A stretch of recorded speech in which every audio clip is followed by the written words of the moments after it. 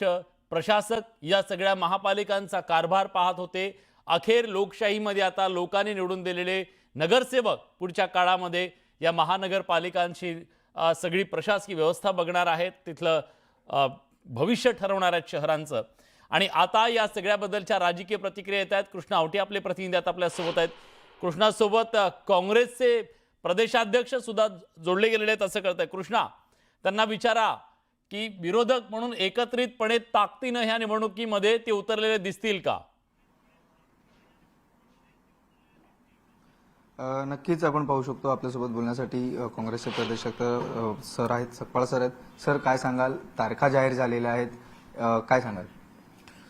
लांडगा आला रे आला अशी स्थिती निर्माण झाली होती। मात्र आज घाई गडबडीत का असेना निवडणूक आयोगाने एका झटक्यात 29 महानगरपालिका जाहीर केल्या। कारण चर्चा वेगवेगळ्या होत्या। सत्तेतील मंडळी पहिले कडच्या होतील, मग अबच्या होतील असं सांगत होते। मात्र निवडणुका त्यांनी लावल्या।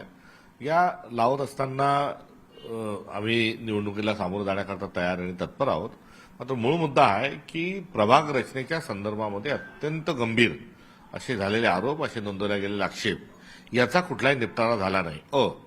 आणि की निवडणुका ज्या मतदार यादीवर घेणार आहेत त्या मतदार यादीमध्ये जे दोष आणि जे प्रभाग रचनेमध्ये नाव वगळले आणि वाढवले या संदर्भातही घेतलेल्या हरकतीच्या अनुषंगाने कुठेही त्याचं निराकरण झालेलं नाही।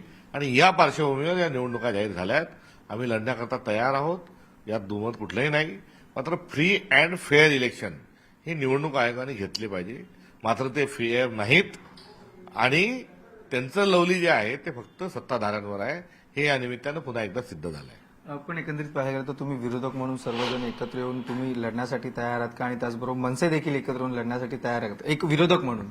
विरोधकांचा सत्ताधारी हा कुठलाही त्यामध्ये आशय असण्याचं काही कारण नाही। आम्ही एक राजकीय पक्ष म्हणून या निवडणुकीकडे बघत आहोत आणि आपलं स्थानिक नेतृत्व आणि स्थानिक जे संघटन आहे हे आघाडी आणि युतीच्या संदर्भात निर्णय घेईल। इंडिया अलायन्सचे जे पार्टनर आहेत त्यांच्यासोबत चर्चा करण्याची आमची अनुमती आहे।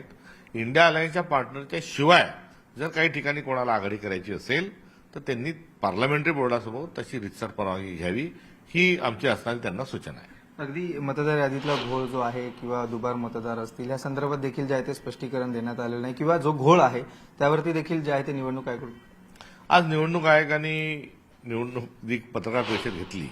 पहिल्या आणि याही पत्रकार परिषदेमध्ये त्यांची भांबेरी उडाली आपण बघितली। कारण प्रश्नाचं कायदेशीर आणि मुद्देसूद त्याच्याचं उत्तर नाही। त्यामुळे वोट चोरी हा त्यांचा एक अजेंडा आहे आणि त्या अजेंड्याच्या अनुषंगानं आजचं एक परिस्थितीने वातावरण आहे। तर दुसरीकडे भ्रष्टाचारातल्या पैशाच्या माध्यमातून निवडणुका लढणे हे तंत्र भाजपने अवगत केलंय।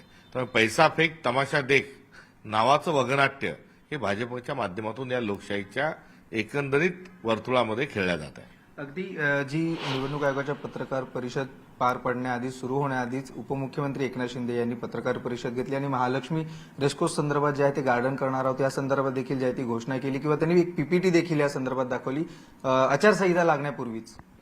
आचारसंहिता कधी लागणार आहे, कधी तारखा आहे, हे त्यांना आधीच माहिती आहे। मात्र आजची जी पीपीटी आहे हा शिळ्याकडीला कुठेतरी आणला गेलेला एक ऊत आहे। मुळात जे सातारा जिल्ह्यामध्ये एक प्रकाश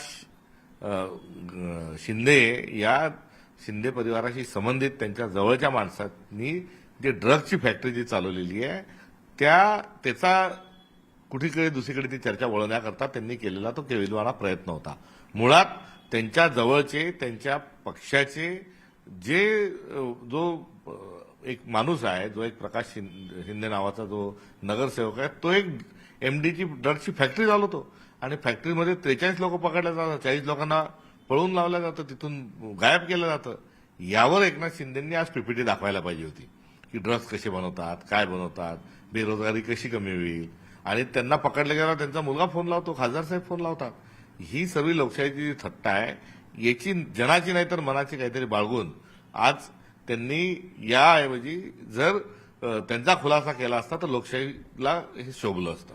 नक्कीच आपण पाहू शकतो ही सर्व भाजपला माहिती होती आणि किंवा सर्वांना जी माहिती होती त्यामुळे देखील जी आहे ती घोषणा एकनाथ शिंदे यांच्याकडून आणि जे आहे ती सत्ताधाऱ्यांकडून केली जाते असं देखील जे सवाल हर्षवर्धन सकपाळ यांनी उपस्थित केला आहे। धन्यवाद कृष्णा, तुम्ही दिलेल्या सगळ्या सविस्तर माहितीबद्दल। तर राजकारण खऱ्या अर्थानं सुरू झालेलं आहे। या महाआखाड्यामध्ये पुढच्या 16 तारखेपर्यंत तुम्हाला जेवढे रंग दिसतील, राजकारणाचे डावपेच दिसतील, यातले सगळे पैलवान दिसतील, हे सगळं तुमच्यापर्यंत आम्ही पोहोचवत राहणार आहोत।